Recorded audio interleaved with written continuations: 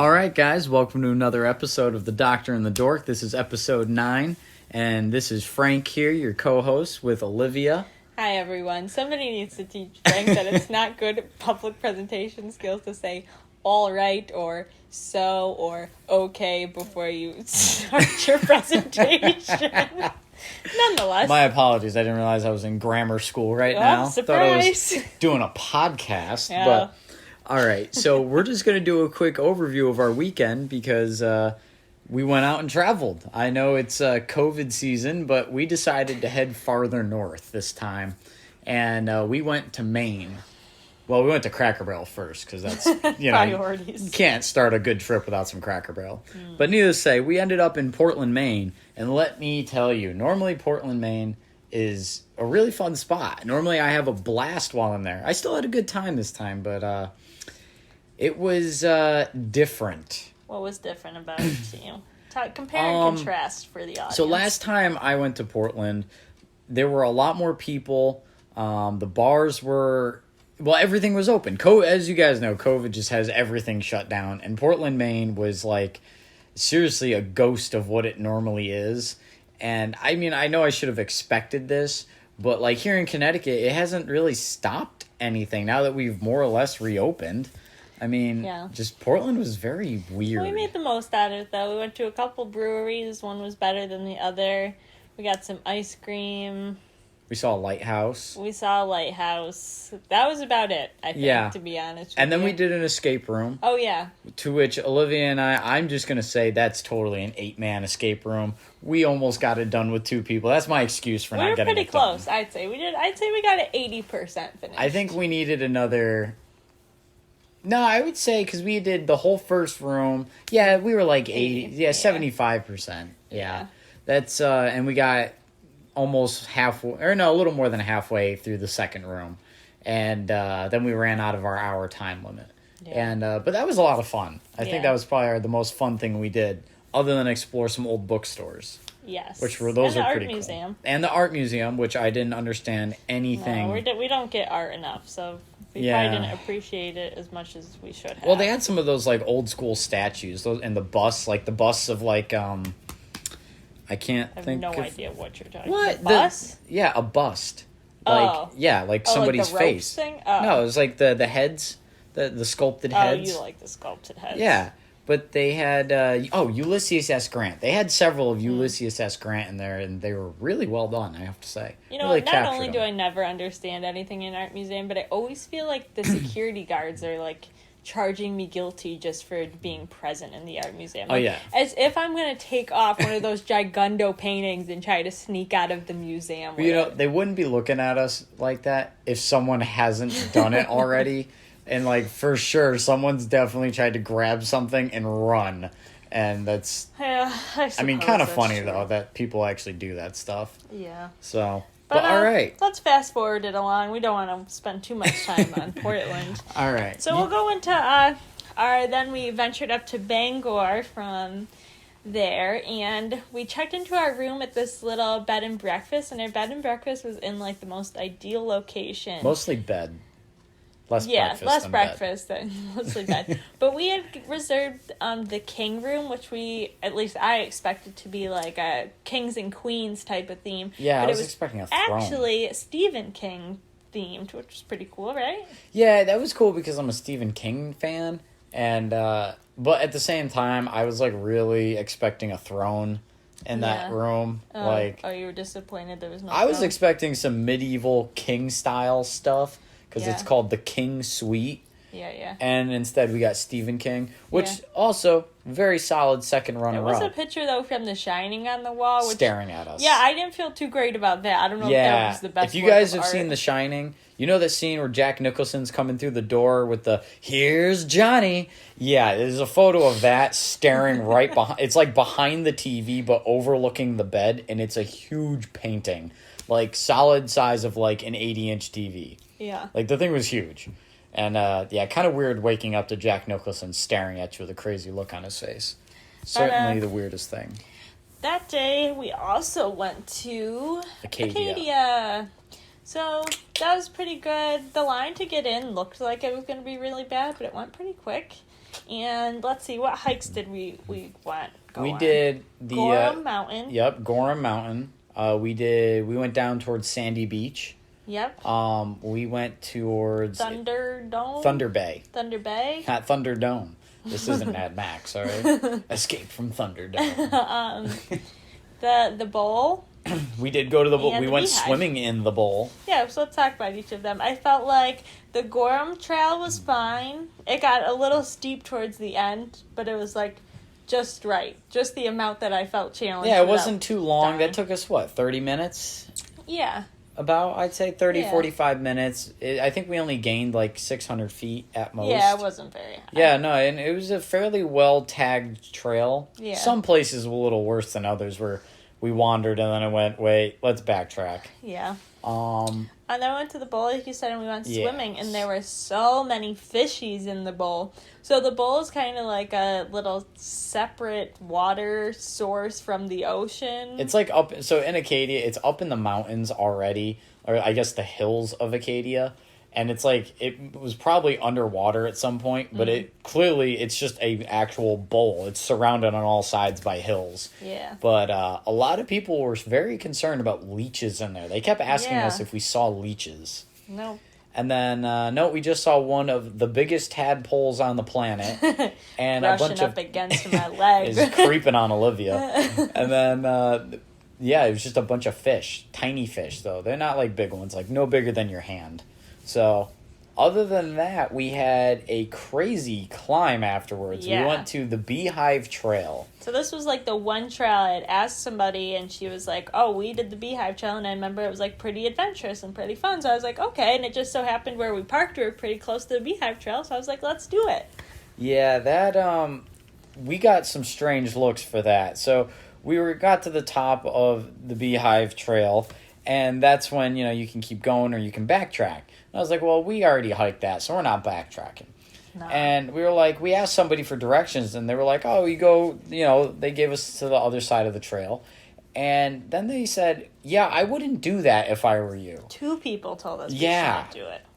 And I was like, oh, well, it can't be that bad, because I consider myself fairly adventurous, so when I hear the average person, or what I would, I don't know these people, so I just chalk them up underneath the everyday person. I don't consider myself very adventurous, but I knew Frank was going to, so I just tried to mentally prep myself for the adventure to come. Well, let me tell you, because they made it sound like it was like a steep decline down the mountain. It seem like it was a steep decline. It was a steep decline. But they when someone's trying to describe it, and you're like, oh, it's not that. Like, they're definitely hyping it up. Yeah. And we got over there, and no, it's not a steep decline. It's a sheer cliff.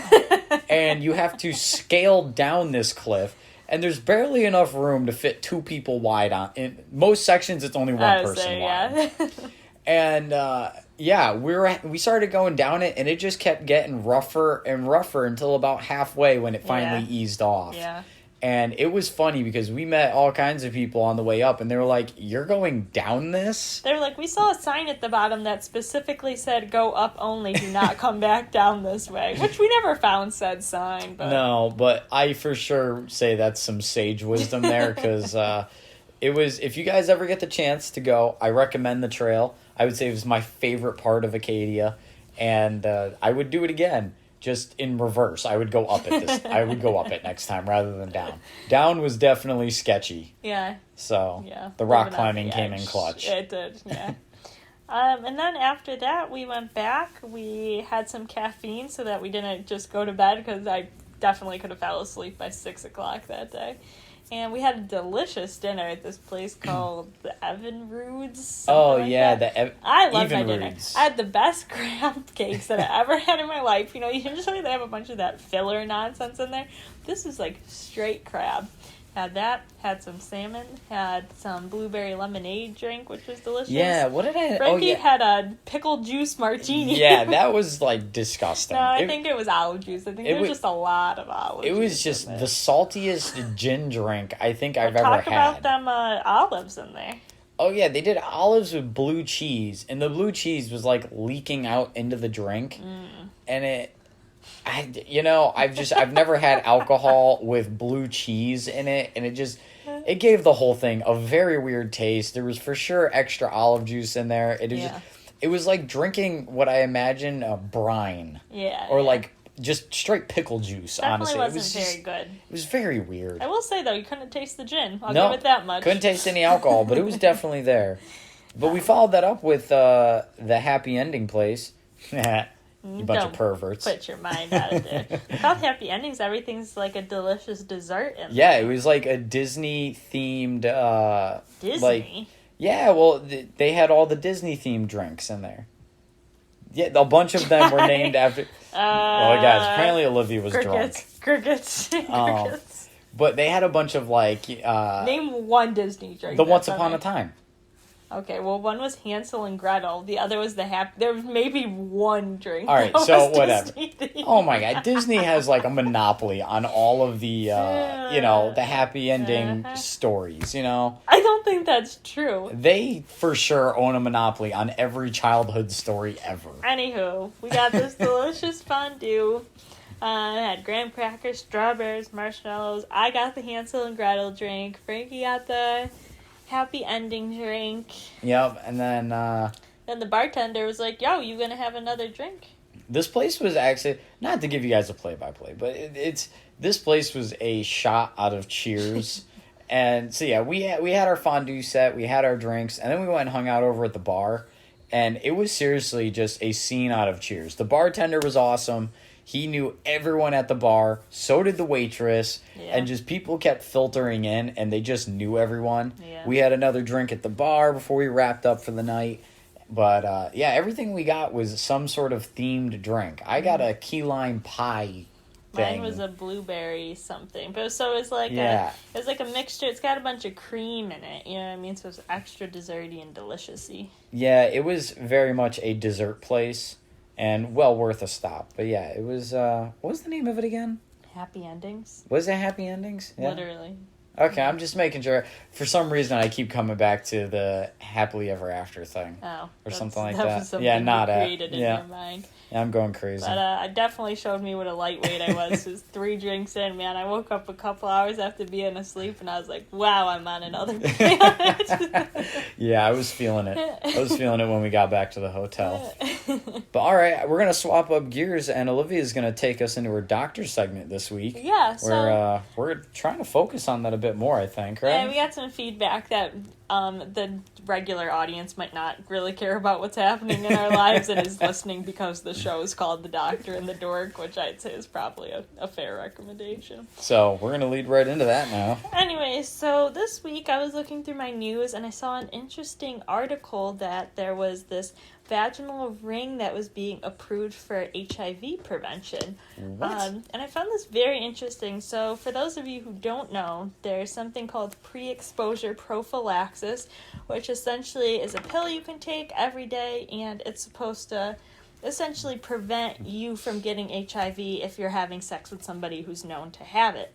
So usually if you take this pill for about 7 days beforehand, it's got like a 90% effectiveness rating to prevent the spread of HIV, which is pretty cool. However, this is a pill, you gotta take it every day. So this new ring is good for a month, and the other cool thing about it is since it's acting locally as to where the infection would initially occur, there's supposed to be many less side effects associated with it. So there's a lot of bone issues and renal concerns with those. What's renal? Kidneys. Oh, okay. Concerns with the pills. So this, since it's acting locally and it's not absorbed as much into the body, hopefully it would overcome those. So you probably heard Truvada before. They have a lot of commercials. There's also Descovy. Those are 2 of the brand names for the pills. It's a mixture for the of tenofovir and emtricitabine. Those are made up words. For sure. So anyways, the really cool thing about this, or what they're going to try to do with it, is really use it theoretically in some of the African countries, since it's good for up to a month and it's not something that women would need access to every single day, that they could just put this ring in, be good for a month, and hopefully lower the risk of HIV. That sounds useful. Yeah, granted, like, they haven't came up with a equal one for men, I guess you could say. Yeah, but But I don't think they're really worried about the male population as much. No, and I mean, this way, too, if the mother can't get it, then she's not going to spread it to her children. Child, yeah, and that's going to be kind of that makes a bit more sense, yeah. I also read that they're trying to make a ring that has both... Oh, the active drug in the ring is dapivirine. So I read they're trying to make a mixture, too, where the ring has both that and a birth control intertwined in it, so it'd kind of be a 2-for-1-er. Ooh. Very interesting. I'm interested to see where it goes. If right now it looked like just Europe has it approved, I'm interested to see if it intermingles over into the USA. But, yeah, that's really all I got this week. I wish I had more to say about the Nuva ring type thing. The Nuva ring's the birth control. Well, all right, so the AIDS Nuva ring. It would act the same way. The AIDS Nuva ring. Yeah, it's kind of like a...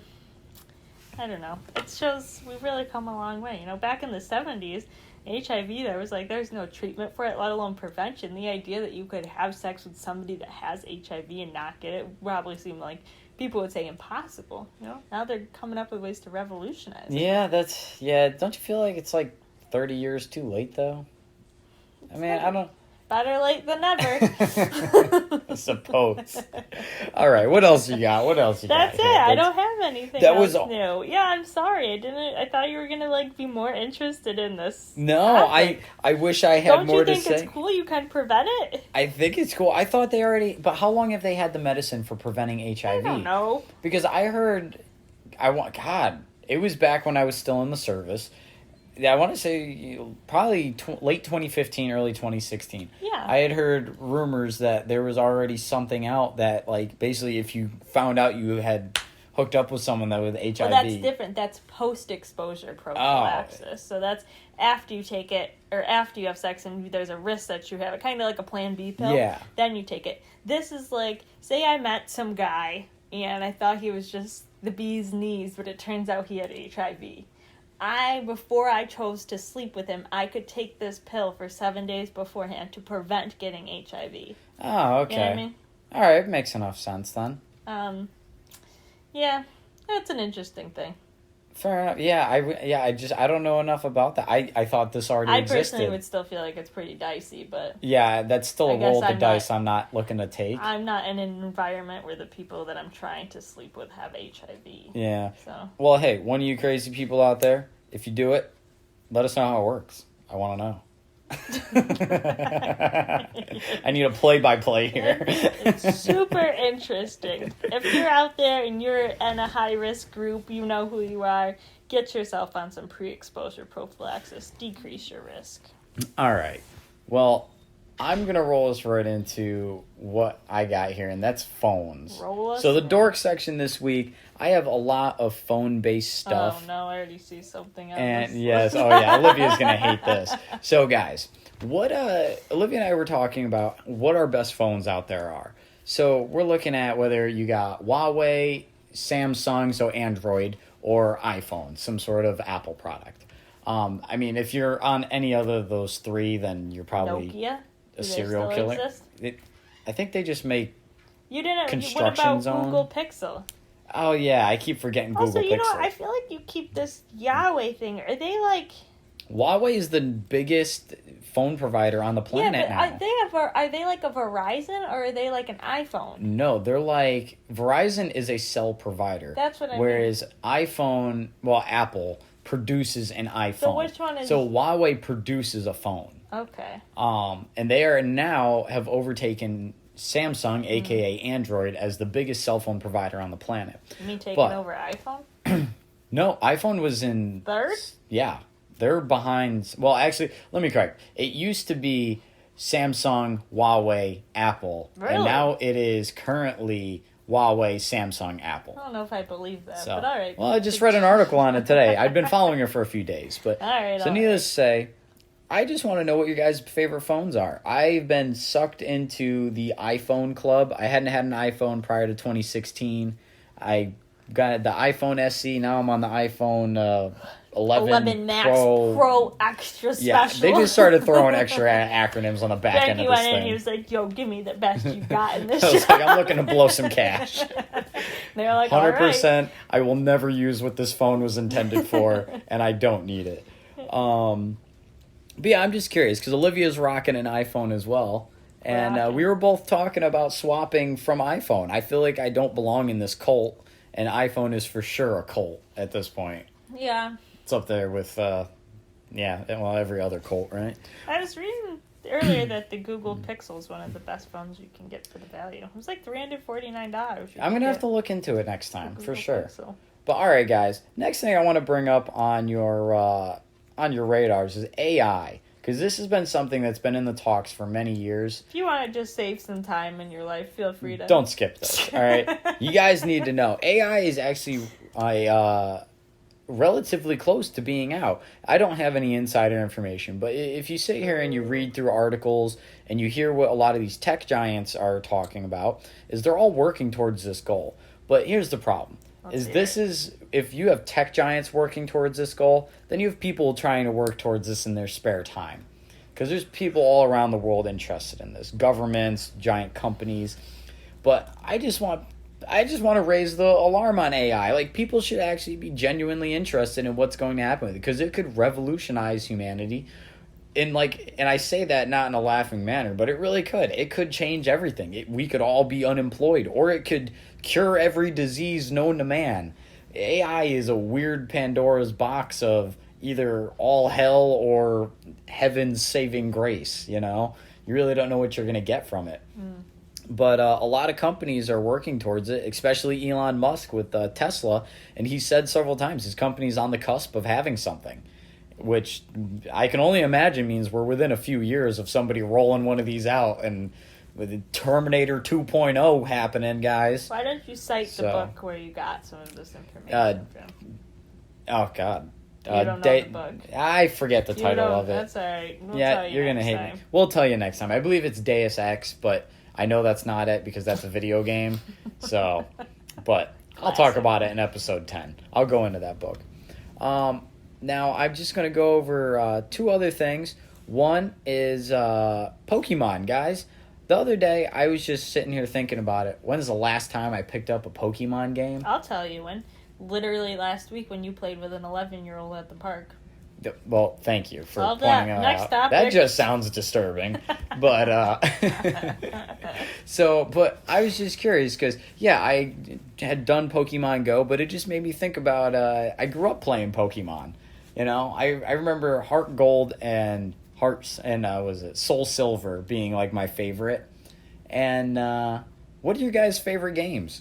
I'd love to hear. So if you guys could write in on any of our multiple platforms now. Frankie never says them because he's afraid he's going to mess it up. I am going to mess them up, and then Olivia's going to judge me. So why don't you give them our platforms, Olivia? All right, so you can check us out on Instagram at Dr. and Dork. Email us at drandork@gmail.com. We're on YouTube.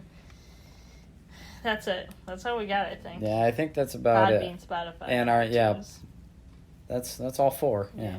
All right. Last thing, guys, is investing apps. So recently, everyone knows how to go. Well, I don't want to say everyone knows, but everyone knows that you can go invest through a lot of these big brokerage firms, yada, yada, yada. All right, skipping past that, Olivia and I have a small competition going on. We each put $100 into this app called Robinhood. And we're trying to see who can go farther with $100. And we're essentially day trading with it. Robinhood lets you do up to 3 day trades a week. Don't do any more, otherwise they lock your account for 90 days. Read that online prior to this. Mm-hmm. But there's so many of them. You have Acorn. You have Robinhood. Yeah. I say did two, Acorn but for a while, but Acorn charges you. Oh, yeah. That's lame. I mean, it's only like $1 a month. You're really breaking the bank. It's the principle. Pay more for Netflix. But so I'm just interested what people are using out there, and if anyone has had more success with certain apps over others. And I'm just real curious. But maybe if you know any good penny stocks you'd like to give us, if you guys have email any, me separately, find my personal Insta and DM me. Yeah, Olivia's trying to get a leg up on me right now. Yeah, I'd love to talk crap and say that I'm blowing away this investment competition, but we both haven't. I don't think either of us had made $1 so far. But if you guys aren't into, if you're not very investing savvy, I recommend if you are trying to get ahead in life, it's nothing that's going to make you millions overnight or may never make you millions. But you know what? It's always a good idea to kind of prep for your future a little bit. And Yeah, some of these apps are really worth a look, and they're pretty easy to use, I'd say. I mean, the casinos are closed for coronavirus, so this is just another way you can go out there and blow a few dollars. Yeah, this is gambling. And maybe get lucky. You know what? And chances are your money's probably going to last you a little longer than if you just sat in front of the slot machine. So. That's true. Yeah, it's lasted me a week now, and I'm still up by like $6. That's because you're cheating. You're using your free stocks. Oh, yeah. Anyways. All right. Closing remarks we'd like to announce next week is our 10th episode, and we will be having the dorkiest, doctoriest guest to join us on our episode. So we're going to be having our friend Tyler come on. I met Tyler recently through Olivia. Who knows him how? I used to work with him in Buffalo. All right. But we'll go over that more on we'll go over that on episode 10. But he is a self-professed nerd / dork and lover of everything board games. So we'll be going into some cool board games when he shows up for the episode. He just started his pharmacy residency, so hopefully he'll have some cool residency stories to share with us. So we find he's going to be a great mix, and we hope you guys find him as interesting as we do. And we will see you next week, guys. Maybe I had some other things to say. Oh, do you? Yeah. Number one, if you're going to upvote us or downvote us on the YouTube, number one, don't downvote us. Shout out to the people who've upvoted us, but we definitely just got 5 more downvotes for that. Thanks a lot. To downvote one of our episodes. At least, if you're going to downvote it, write a comment. Say why you downvoted it. Say why it was so bad that you had to go through the effort of hitting the thumbs down button. All right, guys. I think what Olivia's getting at is we would love feedback. And we're not gonna sit here and rant about feedback here, all right? I mean, if you're gonna downvote us, at least shit talk us too, damn it. Yeah, that's all I guess I asked for. Besides that, I guess stay safe. It's a hurricane outside here in Connecticut. Yeah, so stay safe. Don't get COVID, guys. And we'll talk to you in a week. All right, see you, everyone. Bye.